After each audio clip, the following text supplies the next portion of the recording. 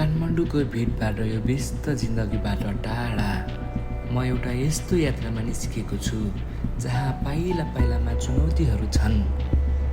यो बाटो हो मनाङको, संसारको सबैभन्दा सुन्दर र उत्तिकै खतरनाक मानिने बाटोहरूमध्ये एक।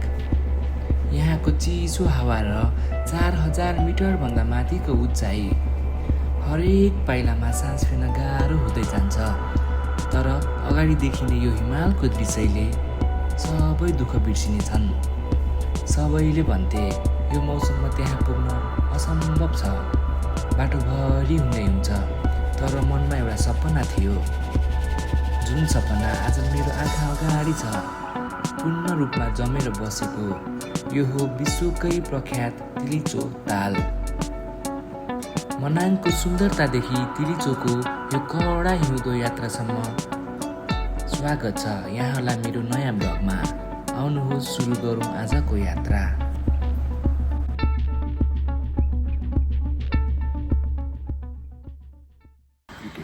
हामी चाहिँ बिहान काठमाडौँदेखि 8:30-9 बजीतिर हिँडेर लमजुङको बेसी सहरमा चाहिँ हामी ठ्याक्कै 4 बजीतिर आइपुगेका छौँ। हेर्न सक्नुहुनेछ।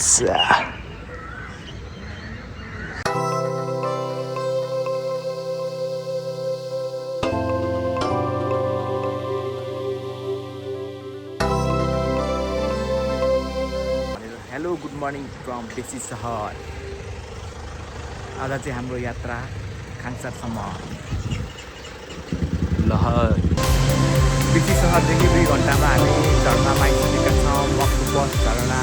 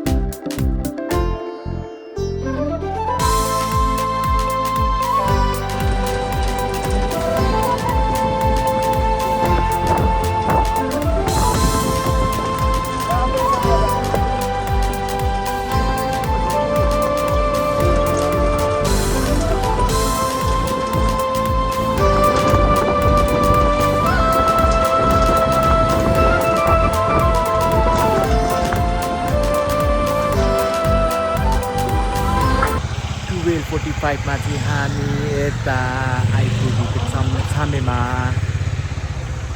लगभग हामीलाई त्यस्तै 4 घन्टा जति लाग्यो छामे आइपुग्नलाई। यो चाहिँ छामे।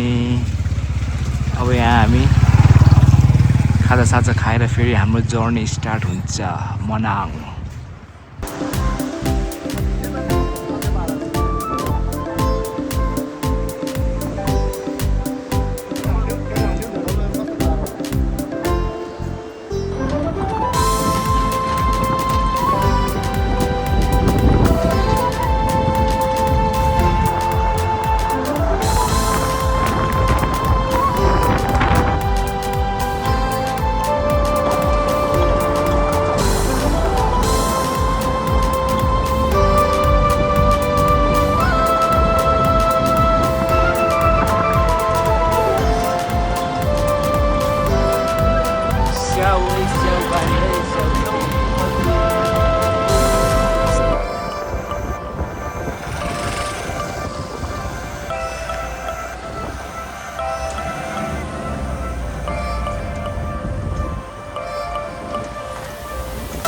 फाइनली हामी चाहिँ 3:30 बजे मनाङ आइसकेका छौँ। ल है, यहाँ आउनलाई त्यस्तै साथ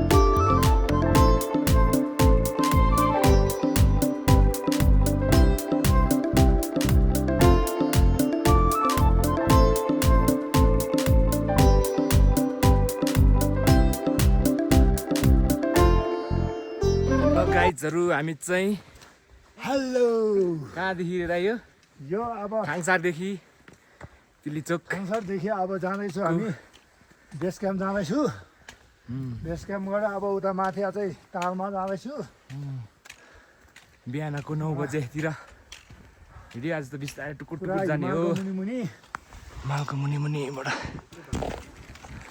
खाङसारदेखि हामी आधी घन्टा 45 मिनटमा यो गुम्बामा आइसकेको छु मैला लेट्स गो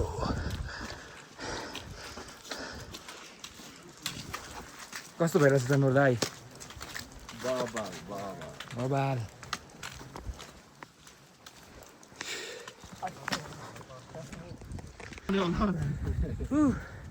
सबै नेपालीलाई छोड्दै हामी चाहिँ धेरै माथि नै आइसकेको छौँ हेलो हामी डेन्जर हिँड्दैछौँ हेलो गाइस हेलो दाइ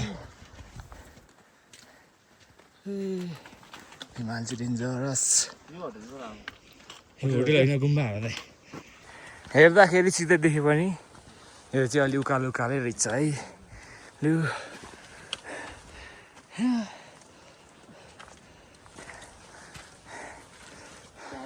एक घन्टामा चाहिँ हामी श्री खड्कामा आइपुग्यौँ है दाइ ल हिँड्दा हिँड्दा लुठुङ कछुवा स्टाइलमा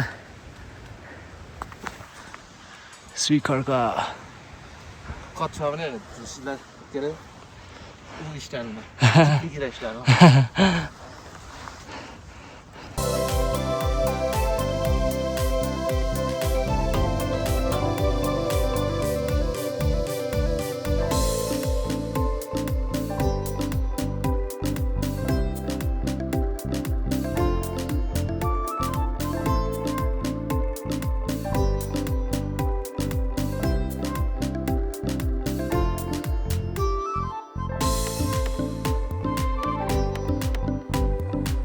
ए बाटो चाहिँ फेरि एकदमै हिलो न हिलो छ चिप्लिँदै यो बाटो आउनलाई चाहिँ स्पाइकहरू लिएर आउनै पर्ने रहेछ है गाइजहरू स्पाइकहरू चाहिँ लगाएर आउनु होला ट्रेकिङ बुटहरू पनि प्रपर तरिकामा आउनु होला हाम्रो दाइ यहाँ चिप्लिँदै जानु भइरहेको छ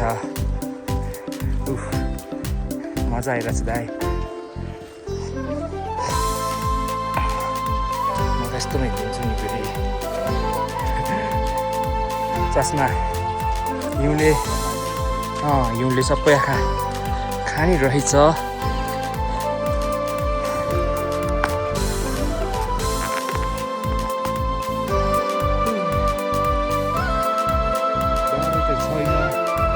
सजिलै छ अहिलेसम्म चाहिँ दाइ तर हामी नेपाली हौँ त भाइ हामी खैरे होइनौँ नि त यो चाहिँ हाम्रो ट्रेकिङको सबभन्दा फर्स्ट झुलुङ्गे पुल।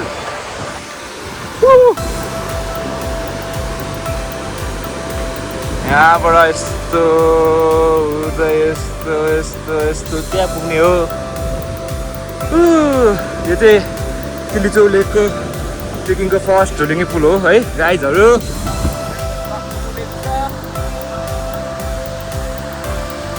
अब चाहिँ गाह्रो बाटो आउँछ रे। हावाले केही मेरो आवाज सुनेन होला।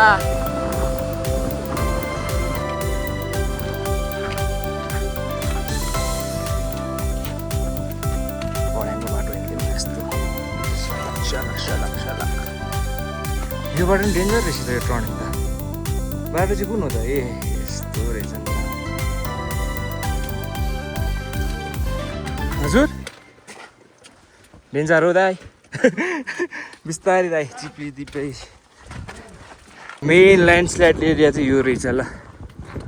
यहाँ चाहिँ देखिने छ है साथीहरू। ल हेर्न सक्नुहुन्छ। यहाँबाट पनि साइकल झारिदिएको छ है। नेपालीले गएर युट्युबमा चेक गर्न सक्नुहुनेछ।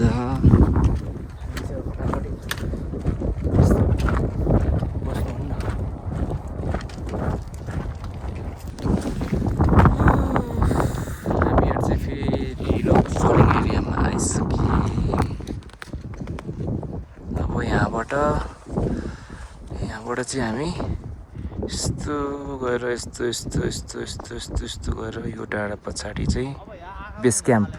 हजुर 22 घुम्ती चाहिँ यहाँ चाहिँ यो चाहिँ भोलि बिहान हान्नुपर्छ हामी। Let's go.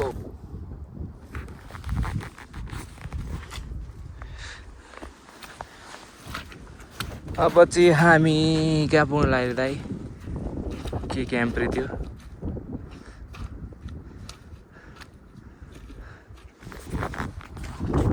तिलीचौर बेस क्याम्प हो दाइ।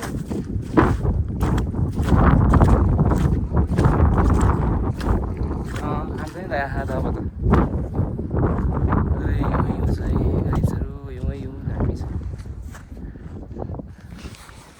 दाइ चाहिँ खेल्दै हुनुहुन्छ ल। के दाइ? रहेछ त नि चारैतिर। चस्मा लाएन भने चाहिँ आँखा खाएर हाम्रो दाइले पुरै पर्पल देख्नु भइसक्यो अरे। चस्मा चाहिँ लाउनै पर्ने रहेछ है। आँखै खाने हो नि त चस्मा। हिउँ भोलि हिउँ नै हिउँ चाहिँ चारैतिर।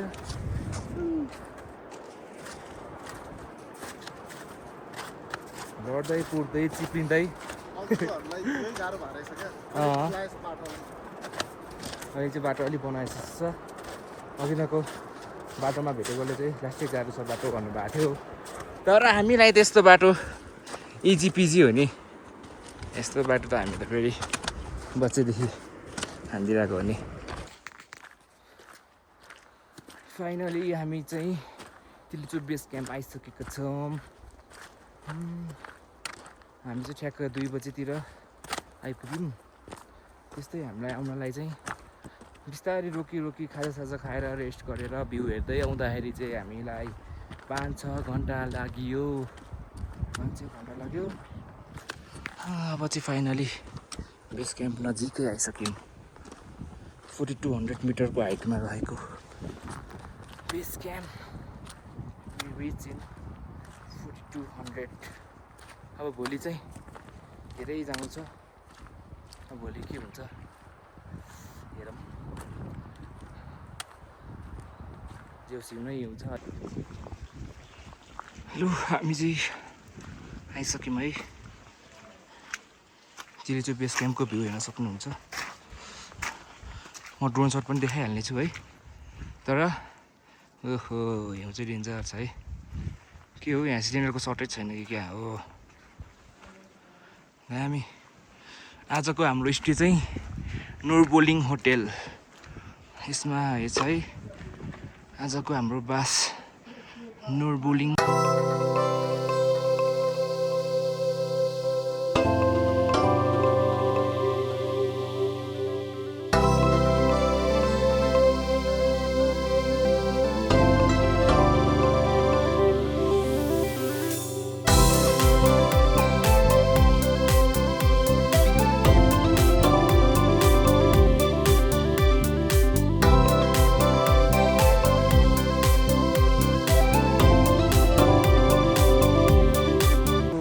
From Tilicho lake base camp. अब चाहिँ हामीहरू हिँडेको 6 बजीतिर हामीहरू हिँडिसक्यौँ। जाने भनेको भने सकिन। बाटोमा चाहिँ हिउँ नै हिउँ छ। अलि चिप्लियो रहेछ। स्पाइक चाहिने रहेछ। बेस क्याम्प चाहिँ तल छ। माथिबाट चढ्दै जाने हो।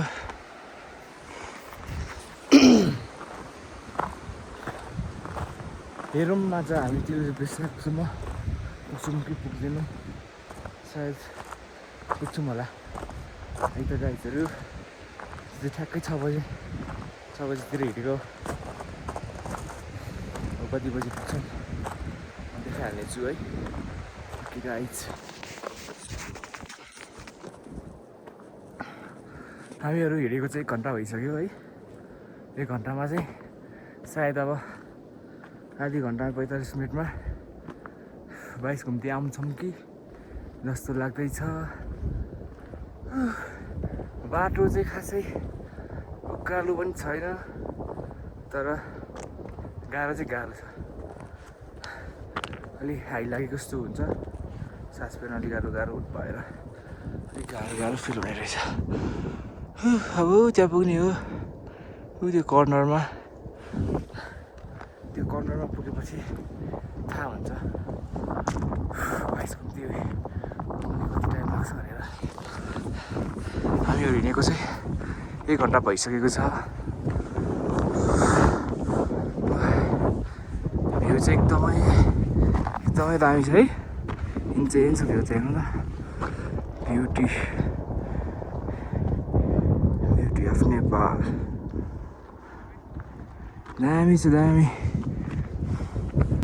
डेन्जर हावा चलिरहेछ है गाइजहरू। 2 घन्टा भइसक्यो पुगेको। पुगिँदैन त घुम्ती पनि। कति घुम्ती हो, घुम्ती नै पुगेन गाइजहरू। हावा चिप्लिन्छ भनिरहेछ। गाह्रो ठ्याक्कै भइसक्यो। हेर्न सक्नुहुनेछ।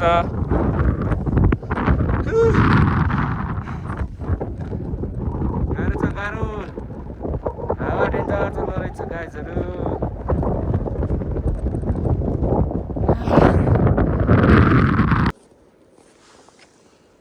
यो चाहिँ 22 घुम्तीभन्दा अगाडिको बाटो।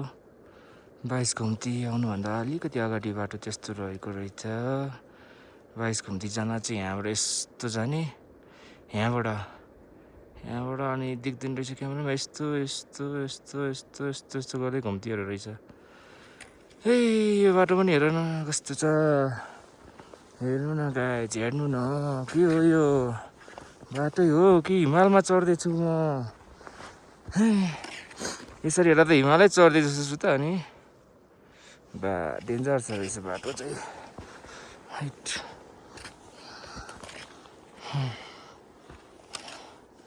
जति हिँडे पनि नपुग्ने रहेछ। गाह्रो रहेछ तर नेपाली हो नि पुग्नुपर्छ होइन। कोहीले त पुग्छन् भने हामी नेपाली।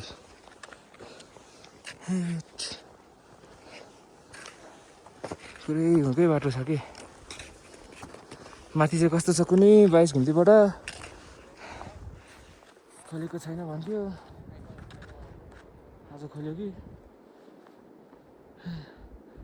कहिले हावा डेन्जर लाग्छ, कहिले घाम डेन्जर लाग्छ। ल यो ठाउँ हुन चाहिँ ल्यान्डस्लाइड एरिया रहेछ। ल्यान्डस्लाइड एरिया पनि पुरै बरफको ल्यान्डस्लाइड एरिया भइसक्यो। हिउँ नै हिउँ। 22 घुम्तीभन्दा अगाडिको ल्यान्डस्लाइड एरिया पुरै हिउँले ढाकेर। म चाहिँ यहीँ एकछिन रेस्ट गरिदिएको लुजा। यसमा बस्ने ठाउँ पनि नभएको क्या। कस्तो यसो रेस्ट गर्न लायक एउटा बस्ने ठाउँहरू भएको भए कति सजिलो हुन्थ्यो। तर के गर्नु गाइज, छैन बस्ने ठाउँ। एकैचोटि 22 घुम्तीको त्यहाँ बिचतिर रहेछ। त्यही गरेर बस्ने हो अब एकैचोटि। ल यस्तो हेरेको त ल्यान्डस्लाइड एरिया पो रहेछ नि त। नोर्दाई चाहिँ त्यहाँ आउँदै हुनुहुन्छ बिस्तारी टुकु हाम्रो दुईजना दाइहरू चाहिँ कहाँ माथि पुग्नु भइसक्यो। अब त्यहाँबाट मलाई हेरेको हेरेछ डान्स रेडियोमा अब किन बस्यो होला भनेर होला।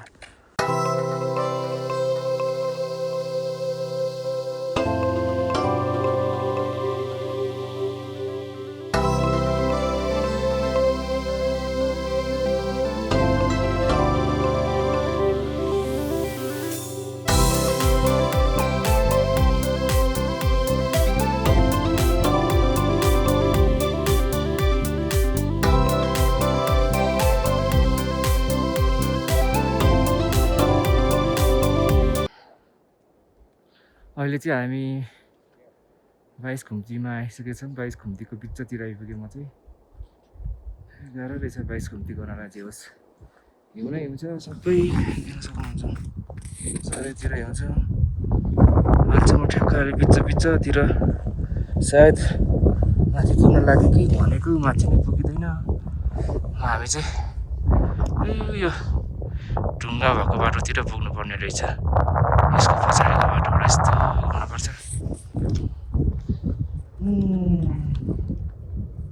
गाह्रो रहेछ 22 घुम्ती। जस 22 घुम्ती पनि राम्रै रहेछ गाइजहरू। 22 घुम्तीमा पुरा 22 घुम्ती नै हो कि कति घुम्ती हो? घुम्ती नै घुम्ती छ। साह्रो घुम्ती छ। जस रमाइलो छ होइन। मान्छेहरू चाहिँ होस् प्याक छ आज चाहिँ। हिजो पनि थियो फर्केको हिजो चाहिँ यहाँ 22 घुम्तीदेखि नै फर्केको रहेछ मान्छेहरू धेरैजना। आज चाहिँ हामी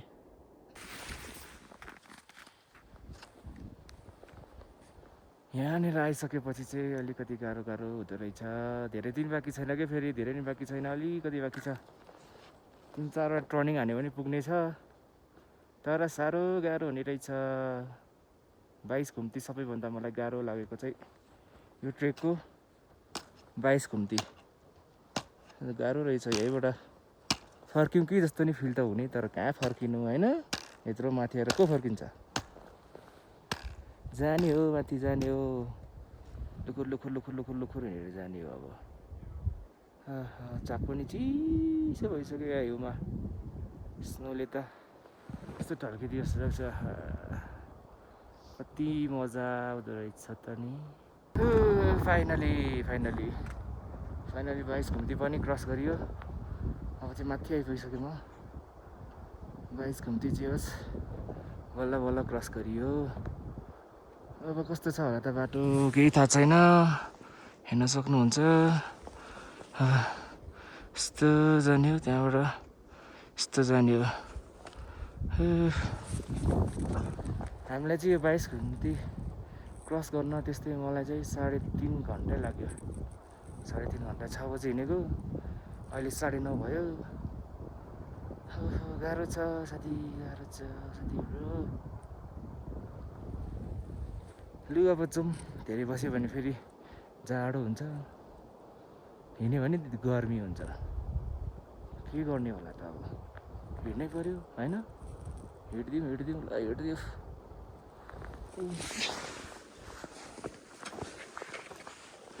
हिउँ नै हिउँ छ कि फेरि स्पाइक नभइकन चाहिँ हिँड्नै गाह्रो छ।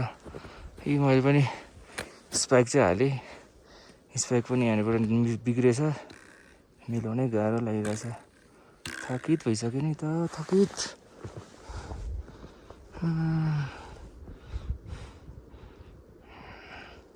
हिमाल छ तर दामी छ भ्यू चाहिँ।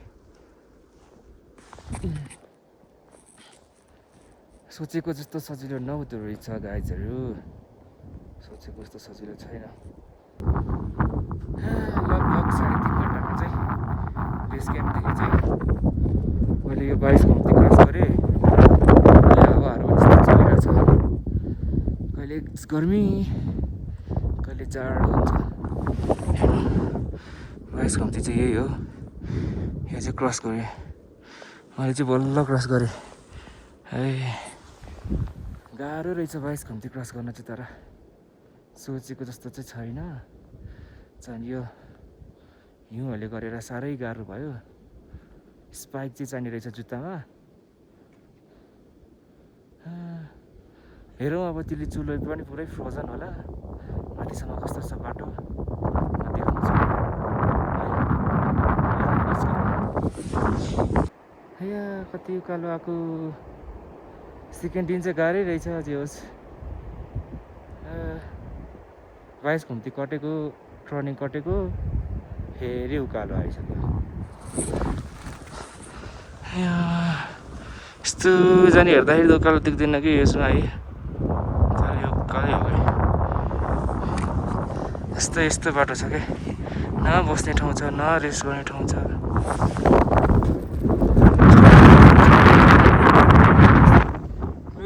हेरौँ बाटै छैन एक पहिला चाल्छु यसरी बाटो आफैले बनाउँदै हिँड्नु परिरहेछ हौ नो बाटो नो वे छैन बाटो हेर्न सक्नुहुन्छ बाटै छैन यार कसरी जाने त अनि लम गाडिन्छ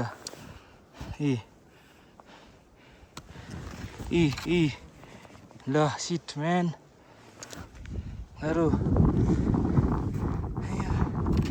मैले पो सबैलाई बाटो बनाइदिइरहेको छु त अब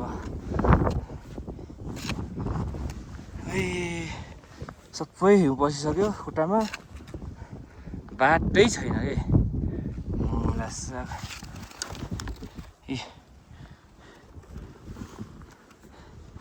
ल लडला म राखिदिन्छु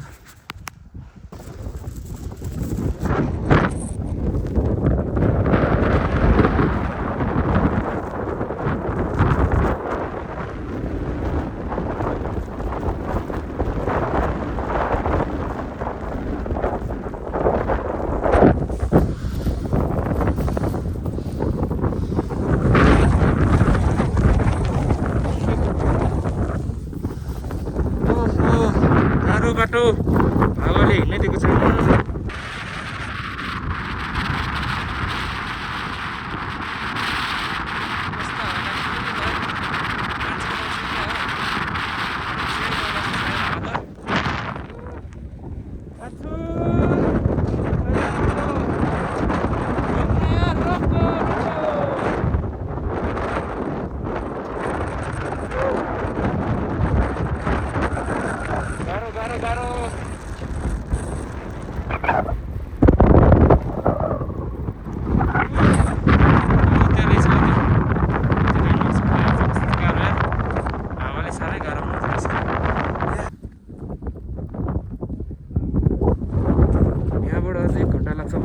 हेरौँ अब बिस्तारै जाने हो भ्यू चाहिँ हेर्न सक्नुहुन्छ अति नै डेन्जरस दामी छ भ्यू चाहिँ हिमालय चढेर जस्तो छ त यार